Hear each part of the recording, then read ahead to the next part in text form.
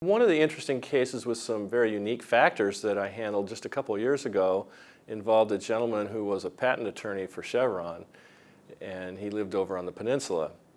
He had been married once when he was very young to a woman from England, and while she was pregnant, they had a falling out, and she went back to England.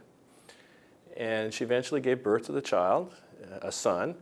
He was eventually adopted by a subsequent husband. And the gentleman who died never remarried, never had any other children. And he never had a will, which, believe it or not, that's not uncommon, even for attorneys. He amassed quite a bit of property buying real estate on the peninsula in the 50s and 60s. When he was on his deathbed, his accountant and his property manager kept saying, hey, you got to write a will, you got to write a trust. So they arranged to have an attorney come to meet with him.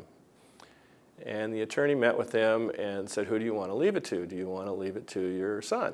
No. Do you want to leave it to your nieces and nephews? No. Well, who do you want to leave it to?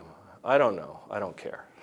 And the attorney went on with him and finally said, I know that you live on a street and there's a park, a public park at the end of the street. Do you want to leave it to the parks? And the answer was something like, yeah, whatever. You know? And so the drafting attorney said, well, that's the most positive thing that I've heard so far. So the drafting attorney went and wrote up the trust to leave it to the city park system. Well, it turns out that the attorney was on the Parks Commission for one of the adjoining cities. And so he had an indirect interest in writing the will and the trust in that way.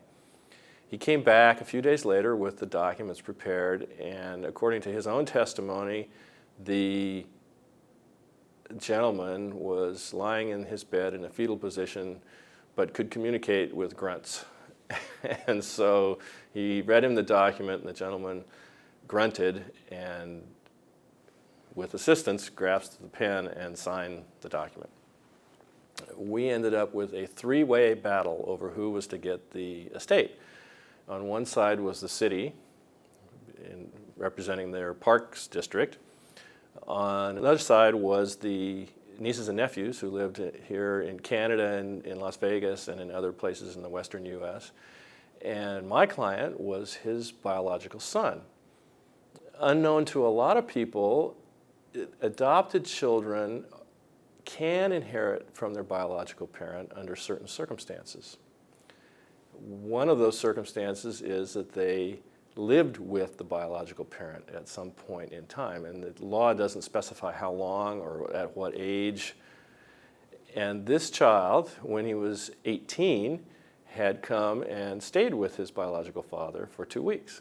When the child was young, like 1 year old, and the parents were going through the divorce battle back in England, the father had stayed in the rooming house run by the mother. So all three of them were under the same roof at that time. The case was difficult, and so we ended up settling it with all three sides getting a substantial amount of money. So I thought that was an interesting case.